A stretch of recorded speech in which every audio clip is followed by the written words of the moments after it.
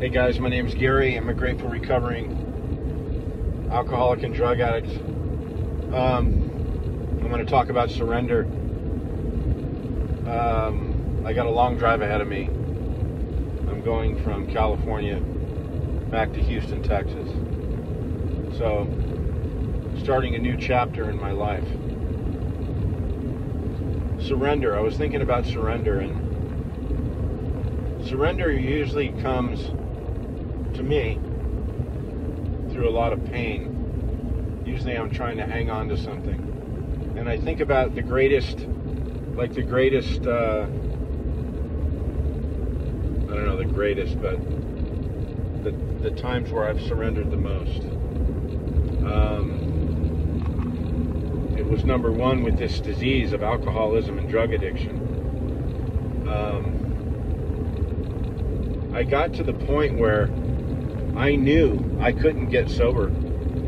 I knew, resting on my laurels, right, with everything that I knew, and I had a lot of knowledge about the disease of alcoholism and drug addiction. I had 10 years of sobriety, and actually I had 17 years of sobriety. I had a stint where I went 7 years, and then a stint I relapsed, and a stint where I went 10 years. And I had relapsed on prescription medication. The doctor gave me a prescription, and I couldn't stop taking the pills. So I had relapsed, and it took me 10 years to get back.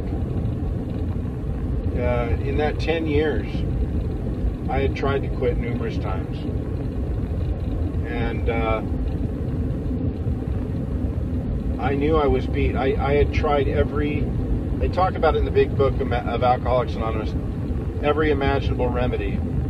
You know, drinking only alone, drinking only when you're off work, drinking only on weekends, using drugs only on weekends, or, you know, only at parties, switching from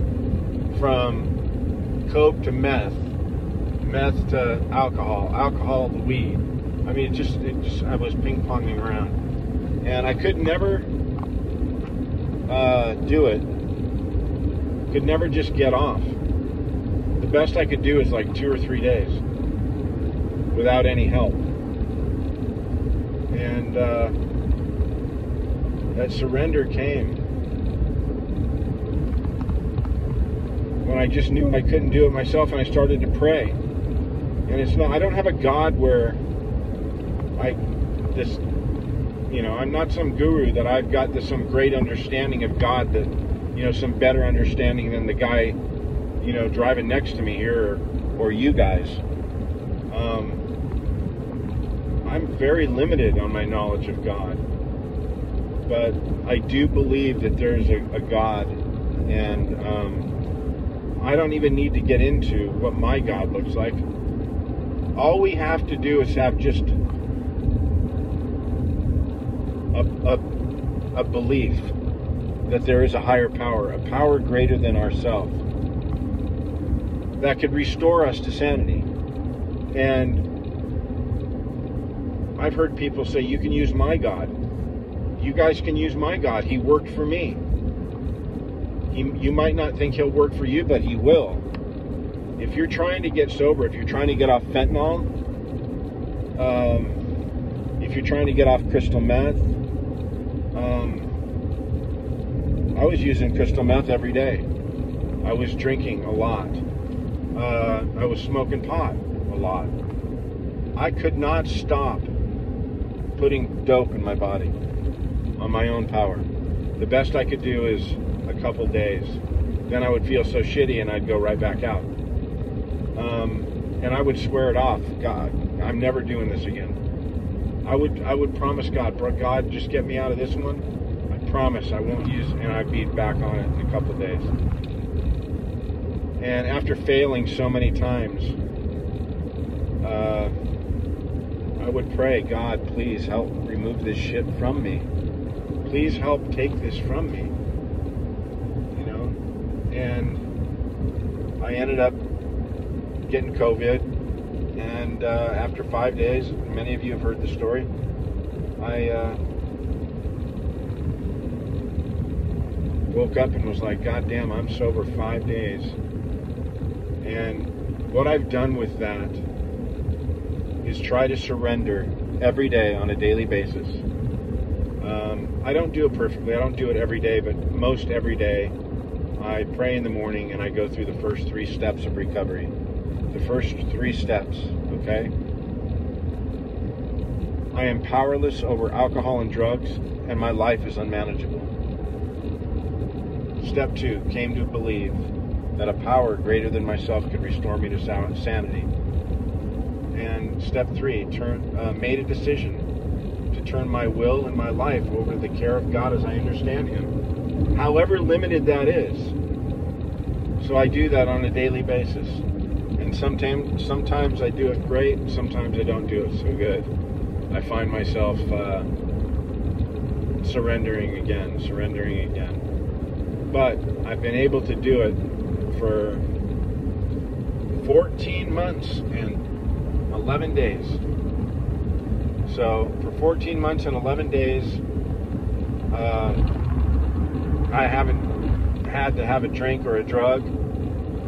And I've gone through the death of my son, which was, if I look back on that time, that was another moment of surrender. It was just a deeper level of surrender because I was given that news by my oldest son that night. And it just took everything out of me. It was just probably the deepest level of surrender I've ever had in my life. Was just, God, this is too big for me.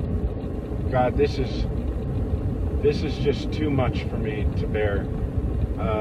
You got it from here. And I never thought about taking a drink.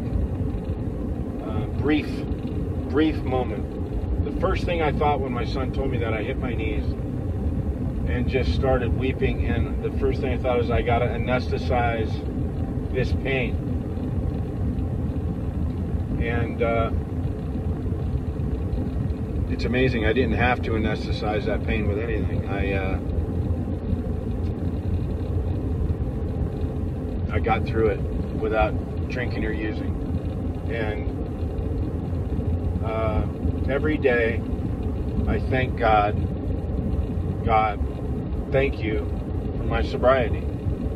Because I didn't remove, that obsession to drink and use where I can only go 2 days and I'm fucking back on it. If you're an alcoholic or a drug addict, you understand that shit, right? You get it. Like, you need a fucking drink. You need a drink, right? You need to take a hit. You need to use a syringe and shoot that shit into your veins. I've been there, and I've been owned by that stuff. I'm not owned anymore. And while that obsession was removed from me, right, I've gone to meetings, and I've healed. I have recovered from that hopeless state. I'm free. I'm out of prison. I was living a life of being imprisoned by drugs and alcohol. They owned me. They said, you have to do me today. You have to spend this amount of money and put that shit in your body today. I didn't have a choice. And because I prayed and I didn't give up prayer, God finally struck me sober. And now with what I do with my sobriety, and I did it right when I got sober, is I started going to meetings. You can go to any meetings, AA meetings, NA meetings, Narcotics Anonymous, Alcoholics Anonymous, Crystal Meth Anonymous, Cocaine Anonymous. Whatever floats your boat, whatever your deal was.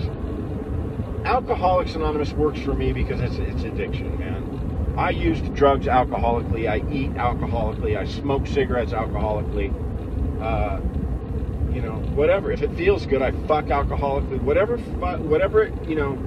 whatever feels good, I find myself doing it until it's unhealthy, right? A workaholic, shopaholic. Give me enough money, I'll find something that I want to buy, and I'll buy it. I mean, it just goes on and on. We're trying to fill this empty void within inside of us that nothing can fill. No amount of drinks, no amount of drugs, no amount of